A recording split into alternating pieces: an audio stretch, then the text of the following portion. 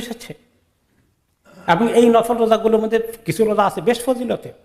নবী করিম সাল্লাল্লাহু আলাইহি ওয়াসাল্লাম তিনি বললেন যে আমি আমার আমলকে, প্রত্যেকের আমলকে সপ্তাহে 2 বার আল্লাহর কাছে দেখানো হয়, আর আমার আমল যেদিন দেখানো হয় ওই দিন আমি রোজা রাখতে চাই। আর সপ্তাহে 2 দিন আমাদের আমলকে আল্লাহর কাছে দেখানো হয়, একটা হলো সোমবার, আরেকটা বৃহস্পতিবার। তো এই দুটো দিনের প্রায় তিনি রোজা রাখতেন, বিশেষ ওদের বাদ ছাড়া। এরপরে তিনি মাসে 3টি দিনের ব্যাপারে আবার গুরুত্ব দিয়েছেন। তিনি সাহাবায়ে কেরাম বলে যে আমাদেরকে তিনি নির্দেশ দিয়েছেন যে মাসের 3টি দিন, 13, 14, 15 চন্দ্র মাসের মাঝখানে 3টি দিনকে রোজা রাখতে তিনি অনেক গুরুত্ব দিয়েছেন আমাদেরকে, এবং তাকিদ সহকারে বলেছেন। এবং বলেছেন যে ব্যক্তি এইভাবে মাসে 3 দিন রোজা রাখলো, সে সারা বছর রোজা রাখার সওয়াব পেয়ে গেল। এই আমলটা আমাদের ভিতরে ঢুকে গেলে এত কষ্ট হবে না। আসুন শীতকাল থেকেই শুরু করি, তাহলে আস্তে আস্তে গরমকালেও কিছু কিছু পারবো। আর এই জান্নাতীদের এই নেক আমলের মধ্যে অন্যতম রাত্রেবেলা তাহাজ্জুদ পড়ে যে তারা বিছনা শুতে পারে না, জান্নাতের চিন্তা, জাহান্নাম থেকে বাঁচার চিন্তা তাদেরকে বিছনা থেকে মজার গরমের উষ্ণ আরামের বিছানা থেকে উঠিয়ে ফেলে, তাদের পিঠ আলাদা হয়ে যায়।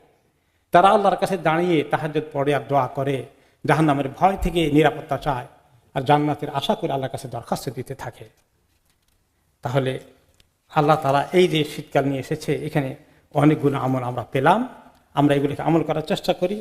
আর অনেকেই দেখা যায় শীতকালে আরেকটি আমল গরমকালে পারে না, ঘুম পুরে না, মসজিদে জামাতে আসতে পারে না ফজরের জন্য, কিন্তু শীতকালে তো আমরা পারি। যাদের অভ্যাস নাই যে ঘরেই ফজরটা পড়ি, অনেক বড় ক্ষতিগ্রস্ত হয়ে যাচ্ছে। একটি হাদিসে এসে যে ব্যক্তি এশার নামাজ জামাতে পড়ে সে অর্ধেক রাতের ইবাদত করার সওয়াব পেয়ে গেল, আর যে ব্যক্তি ফজরটাও জামাতে পড়লো, এই দুইটাই জামাতে পড়লো, সে পুরো রাত্রে নফল ইবাদতের সওয়াব পেয়ে গেল। তাহলে এই সুযোগটা কি শীতকালেও আমরা মিস করব? একটু চিন্তা করে দেখি যে আমরা কি করতে পারি। আর একটি হাদিসে এই যে ফজর যারা পড়তে জামাতে আসেন না, এশা তো অনেকে আসেন, তারাও অনেকে ফজর মিস করেন। এই একটি হাদিসে তিনি বলেছেন যে 2টো নামাজ, একটা হচ্ছে ফজর, একটা এশা, এই 2টো নামাজ মুনাফিকদের জন্য মসজিদে এসে পড়া অনেক কষ্টের কারণ হয়ে যায়, তাদের জন্য অনেক বোঝা হয়ে যায়, এটা পারে না তারা।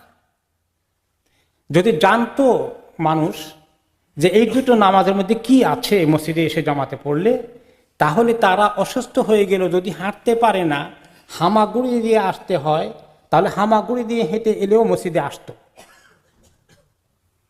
আর কেমনে বুঝাবেন তিনি আমাদেরকে?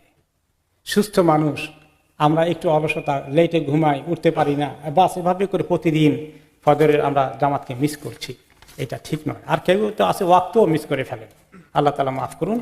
এই যে সুন্দর শীতকাল এসেছে, এই শীতকালের তিনি বললেন এটা একটা ঠান্ডা গনিমত, উম্মতকে সহজে একটু নেকি পাওয়ার জন্য।